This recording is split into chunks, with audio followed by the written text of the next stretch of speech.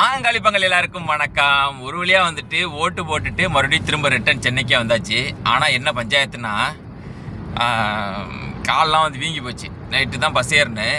டேரெக்டாக அறந்தாங்கிலேருந்தே எங்கள் ஊருக்கு இங்கே சென்னைக்கு இது வரைக்கும் நான் அறந்தாங்கிலேருந்து சென்னைக்கு பஸ் ஏறினதே இல்லை. இன்னும் புதுக்கோட்டை வந்து ஏறுவேன். புதுக்கோட்டையோட வந்து ஏறினதில்லை. திருச்சியில் வந்து பஸ் ஏறி இருக்கேன் சென்னைக்கு, இல்லைன்னா ட்ரெயின் ஏறி இருக்கேன்.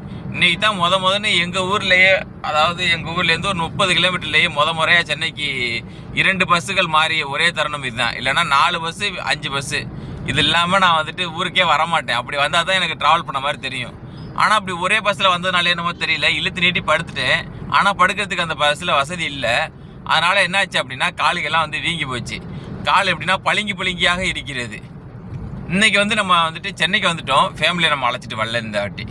அவங்க வந்துட்டு ஊர்லேயே இருக்காங்க. நம்ம என்ன பண்ண போகிறோன்னா, அன்றைக்கி வந்துட்டு வண்டியை வந்துட்டு வாட்டர் வாஷ் பண்ணணும். போன வாட்டி சர்வீஸ் கூட்டப்போ அந்த கம்பெனியில் வாட்டர் வாஷ் பண்ணி தரல. அதனால் மெனக்கட்டு இப்போ அந்த 16 கிலோமீட்டர் எம்டி அடிச்சாவது போயிட்டு வாட்டர் வாஷ் பண்ணி தர சொல்லி வாங்கிக்கிட்டு, அதுக்கப்புறம் வந்துட்டு அலைன்மெண்ட் பார்க்கணும், அதுக்கப்புறம் சிஎன்ஜி ஃபில் பண்ணணும், அதுக்கப்புறம் வந்துட்டு கார் பார்க்கிங்லேருந்து கார் எடுத்துகிட்டு வெளில வந்தாச்சு. இன்றைக்கி நம்ம வண்டி ஓட்டணும்னு நினச்சேன். ஆனால் அந்த இன்றைக்கி நிறையா கமிட்மெண்ட்ஸ் இருக்கிறதுனால வண்டி ஓட்டலை. ஆனால் இன்றைக்கி வண்டி ஓட்டாத அன்னைக்கு ஒரு டிரைவருக்கு எவ்வளோ செலவாகுது அப்படிங்கிறத நான் இந்த வீடியோவில் காட்டுறேன். வாங்க வீடியோக்குள்ளே போகலாம். 3 தோசை ஒரு ஆம்லேட் மாமா. ஆம்லேட்ல வெங்காயம் வறுத்து போடுங்க மாமா. நீங்கள் ரொம்ப நல்லவர் மாமா. நீங்களும் தங்க மாப்பிள்ள. முதல்ல ஃபஸ்ட்டு செலவு வந்தோடனே 500 ரூபாய் ஆல்ரெடி 30 ரூபா அட்வான்ஸ் பேமெண்ட் பண்ணிட்டேன். அங்கே பார்க்கிங்கில் கிடந்ததுக்கான இது பேமெண்ட்டு மொத்தத்தில் வந்துட்டு 500 ரூபா நான் கட்டியிருக்கேன். இப்போ எங்கே போயிட்டுருக்கோம்னா, சிஎன்ஜி ஃபில் பண்ணுறதுக்காக போய்கிட்டு இருக்கோம்.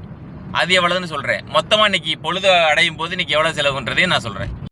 அதுக்கு முன்னாடி நம்ம வந்துட்டு ஊர்லேருந்து நைட்டு கிளம்பி வந்தோம்ல, அதுவும் தானே கணக்கு என்ன. அதனால் இந்த 350 ரூபாய் நான் சேர்த்துக்கிறேன்.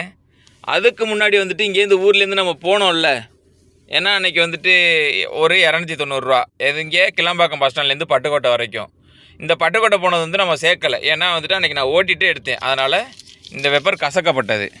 ஆனால் நான் வேலைக்கு வண்டி ஓட்டாமல் இன்று செலவுகள் என்று பார்த்தீர்கள் என்றால், இதுவரைக்கும் ஒரு 500 ஒரு 350, மொத்தம் 850 ரூபா ஒதுக்கீடு செய்யப்பட்டது. இப்போ நம்ம எங்கே நிற்கிறோம்னா வந்துட்டு கிளாம்பாக்கம் பஸ் ஸ்டாண்ட்லேருந்து ஒரு 2 சிக்னல் தாண்டி லெஃப்ட்டில் பார்த்தீங்கன்னா ஒரு இண்டியன் ஆயில் பெட்ரோல் பம்ப் இருக்கும். இப்படிலாம் எப்படி இருக்குன்னு வேறு மாதிரி இருக்கா, நல்லா தரமாக மெயின்டைன் பண்ணியிருக்காங்க, நல்லா சுத்தபத்தமாக இருக்கும். இங்கே அதில் பின்னாடி பார்த்தீங்கன்னா ஒரு 2 மிஷின் இருக்கும். அங்கிட்டு அந்த இருக்க அந்த வச்சுட்டு ஆட்டோ ஓட்டு இந்த சரி காரு. ஆனால் எனக்கு வச்ச மை என்னென்னு தெரியல. இங்கே இருக்குல்ல தெரியுதா, லட்சணம் வச்சுருக்காங்க, அலைஞ்சு வச்சு அலையுது. அப்போ வந்துட்டு இது வந்து சீட்டிங்கா இல்லை இங்கே பார்த்தாமல் இந்த இங்கே தூக்கி வச்சாங்களாங்கிறது எனக்கு தெரில. நிறைய பேர் கருப்பாக இருக்குது. ஆனால் எனக்கு வந்துட்டு பார்த்தீங்கன்னா நானும் ஊதி விட்டேன், ஆனால் எனக்கு காயவே இல்லை. அப்போ வந்துட்டு இது வந்து அரசாங்கத்தை தக்க நடவடிக்கை எடுக்குமாறு பணியுடன் கேட்டுக்கொள்கிறேன். எங்கள் ஊர் வந்துட்டு எந்த ஒரு நான் ஓட்டு போட போனது வந்துட்டு 3 எங்கள் ஊர் சொந்த ஊர் அட்டையாளம். இம்போட்டு இங்குக்கா அவ்வளோ பஞ்சாயத்து அப்படின்னு நீங்கள் நினைக்கலாம். ஆனால் அப்படி இல்லை. என் உரிமை என் கடமை. சரி வாங்க நம்ம செலவுகளை பார்ப்போம். இப்போ வந்துட்டு சிஎன்ஜி போட்டுட்டு அடுத்து என்னங்கிறத நான் அதை தெளிவாக சொல்கிறேன். இப்போ நம்ம வந்துட்டு எலெக்ஷனை பற்றி பேசி இப்போ வந்துட்டு அதை வந்து அது வந்து உண்மையிலேயே இங்கு முடிஞ்சு போச்சா இல்லை கள்ளோட்டு போடுறதுக்காக வச்சுருந்தாங்களான்னு தெரியல. இப்படின்னு நம்ம வீடியோவில் சொல்லிட்டோமா. இப்போ வந்துட்டு இந்த சிஎன்ஜி பங்களை யாரை கேட்டு வீடியோ எடுத்துன்னு சொல்லி கூட என்னைய கைது பண்ணுறதுக்கு கூட வாய்ப்பு இருக்குது. ஏன்னா இது வந்துட்டு ஜனநாயக நாடு புரியுதா. இன்னொன்று கூட பண்ண வாய்ப்பு இருக்குது. இந்த முன்னாடி ஒரு கார்காரர் இருக்குல்ல, இந்த நம்பரை காமிச்சிட்டான், என் நம்பரை காமிச்சதுனால என்னோடய ப்ரைவசி போச்சு அப்படின்ட்டு அந்த டிரைவரை கம்ப்ளைண்ட் பண்ண வச்சு கூட என்னை கைது பண்ணுறதுக்கான வாய்ப்பு அதிகமாக இருக்குது.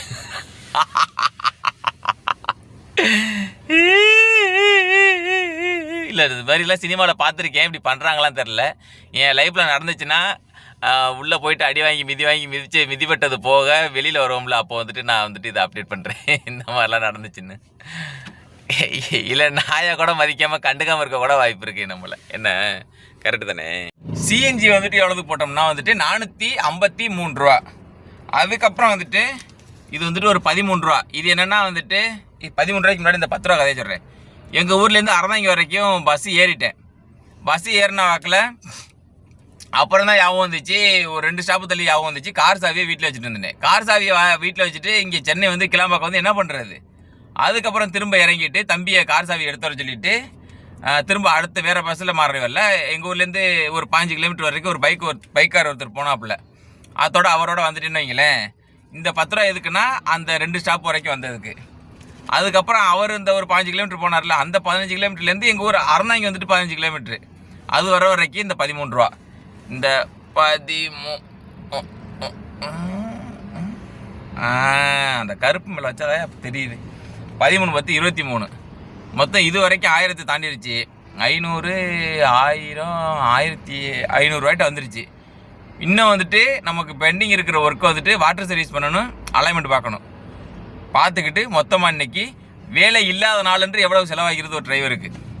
7 நாள் ஆகாதில்ல அப்படின்னு நீங்கள் சொல்லுவீங்க. அப்படிலாம் இல்லை. என்ன சொல்கிறது, இப்போ இன்றைக்கி நிப்பாட்டி இருக்கோம் அப்படின்னா திடீர்னு பார்த்தா வண்டியில் இந்த வேலை இருந்துச்சு அப்படின்னு ஞாபகம் வரும். அதை பார்க்க தோணும். That is driver mind. ரொம்ப பெருமையாக இருக்கு. உண்மையாகவே ஊருக்கு ஓட்டு போட போயிட்டு யாரும் வந்துட்டு சென்னைக்கு திரும்ப வரலன்னு நினைக்கிறேன். ஏன்னா வந்துட்டு டிராஃபிக் பாருங்களேன் எவ்வளோ ஃப்ரீயாக இருக்குது. ஜாலியாக ஓட்டலாம் போட்டுருக்கு. ஜாலியாக வெற்றிகரமாக வீட்டிற்கு வந்து விட்டோம். இப்போ தான் கொஞ்சம் ரிலாக்ஸாக இருக்குது, ஜாலியாக இருக்குது. வந்தோடனே வந்துட்டு சண்டே ரெட் எடுத்து வந்திருந்தேன் வீட்டிலேருந்து. அதை வந்துட்டு எடுத்து ஸ்பிட் பண்ணி பார்த்தேன். சிக்னல் மட்டும்தான் கிடைக்கல. ஹவுஸ் ஓனர் என்ன பண்ணி வச்சுருந்தாங்கன்னா, ஆல்ரெடி இந்த ஆண்டனாவில் மேலே கொடுத்து கீழே ஒயர்லாம் இழுத்து கொண்டாந்து வச்சுட்டாங்க. நம்ம என்ன பண்ணியிருக்கோம்னா, இந்த பாக்ஸ் இருக்குல்ல, இதை எடுத்து வந்துடும். இந்த இருக்குல்ல இந்த ரிமோட்டு, அதுக்கப்புறம் இந்த அடாப்டர் எல்லாமே நம்ம வந்துட்டு எடுத்து வந்துட்டோம். அதுக்கப்புறம் வந்துட்டு பேட்ரி மட்டும் நான் வாங்கியிருக்கோம். அது செலவு கணக்கில் ஒரு 34 ரூபா சேர்த்துக்குருவோம். அப்புறம் வந்துட்டு நம்ம சிஎன்ஜி போட்டோம்ல, அந்த இடத்துல வந்துட்டு ஏர் செக் பண்ணதுக்கு சிஎன்ஜி செக் பண்ணோம்ல, அந்த இடத்துல வந்துட்டு ஒரு 10 ரூபா நம்ம ஏர் செக் பண்ணது கொடுத்தோம். அதுக்கப்புறம் சாப்பாடு வந்துட்டு ஒரு 100 ரூபா. அதாவது சாப்பாடெலாம் கணக்கு பண்ணக்கூடாதுன்னு சொல்லுவாங்க. இருந்தாலும் நம்ம செலவுன்னு வந்துருச்சுன்னா எல்லாத்தையும் கணக்கு பண்ணிடும். அந்த ரிமோட்டுக்கு ஒரு பேட்ரி வாங்கியிருக்கேன், அது ஒரு 34 ரூபா. அதுக்கப்புறம் லேப்டாப்பு வந்து போட்டு பார்த்தேன், ஊர்லேருந்து எடுத்துகிட்டு வந்துட்டேன். எடுத்துகிட்டு அம்மா லேப்டாப்.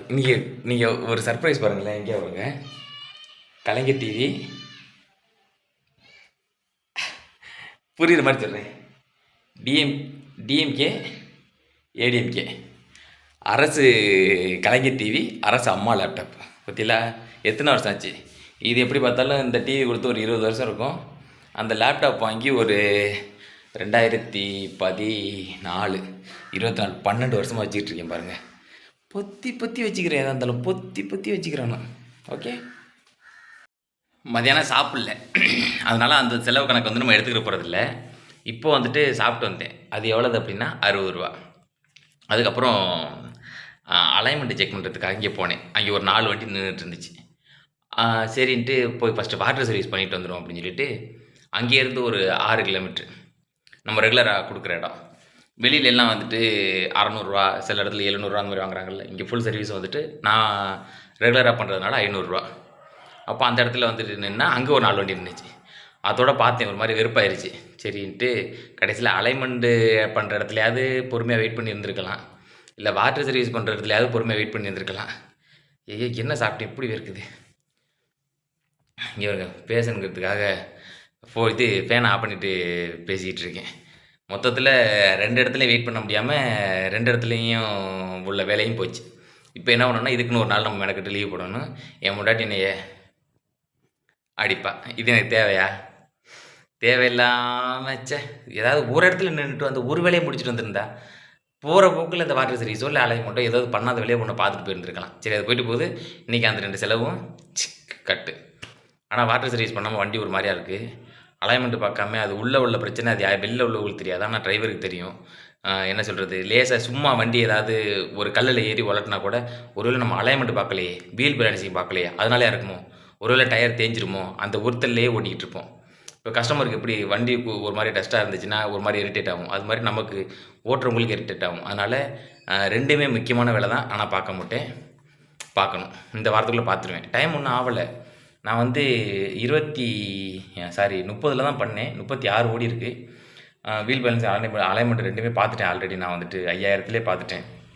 இருந்தாலும் மனசு ஒருத்தல் பார்த்துருவோம் அப்படின்ட்டு. சரி, ஓகே, அவ்வளோதான் மக்களே. இன்றைக்கி எவ்வளோ செலவு அப்படிங்கிறத நான் சொல்கிறேன்.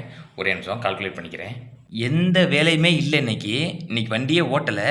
எந்த ஒரு இன்கமும் இல்லை. ஆனால் செலவு பாருங்கள். பஸ் டிக்கெட் 350, கார் பார்க்கிங்கில் வண்டி எடுத்ததுக்கு ஒரு 500, அப்புறம் சிஎன்ஜி போட்டது 453, டிக்கெட்டு ஊர்லேருந்து அந்த சாதியை வச்சுட்டு வந்ததுனால ஒரு 10, மறுபடியும் அந்த இடைப்பட்ட தூரத்துலேருந்து அரணையம் வரைக்கும் ஒரு 13, காலையில் ஃபுட்டு 100, பேட்ரி ஒரு 34, ஏர் செக்கப் 10, மத்தியானம் சாப்பிடலை, நைட்டு வந்துட்டு 60. மொத்தம் 1530 ரூபா. அவ்வளோதான் மக்களே. இந்த வீடியோ பிடிச்சிருந்தா லைக் பண்ணுங்கள், கமெண்ட் பண்ணுங்கள், ஷேர் பண்ணுங்கள், சப்ஸ்கிரைப் பண்ணுங்கள். சீக்கிரமாக நான் ஃபோனை கட் பண்ணிக்கிறேன். என்னால் வேர்க்க முடியல. மீண்டும் அடுத்த ஒரு சூப்பரான வீடியோவில் சந்திக்கும் வரை உங்களை வந்து விடைபெறுகிறேன். நன்றி, வணக்கம், பாய்.